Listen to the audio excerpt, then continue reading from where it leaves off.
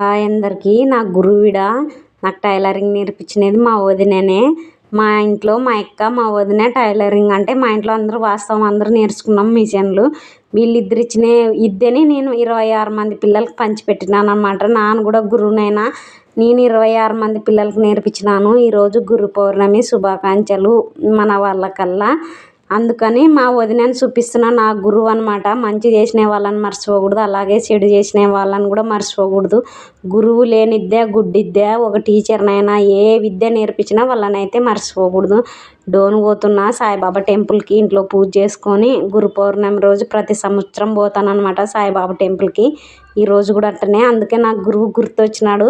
నేను 26 మంది పిల్లలకి మిషన్ నేర్పించిన. నాకు బయటికి పోయినా ఎడన్నా ఎదురు పన్నా మా టైలర్ వచ్చింది, మా అక్క వచ్చిందని అభిమానిస్తారనమాట. మనం చిన్నదో పెద్దదో విద్యనైతే ఇచ్చినాము. మనకు చదువు లేకున్నా ఇంత దూరం వచ్చినా అంటే నాకే గర్వంగా ఉంటుంది. బాయ్. మళ్ళీ నా వీడియో నచ్చింటే లైక్ చేయండి, షేర్ చేయండి, సబ్స్క్రైబ్.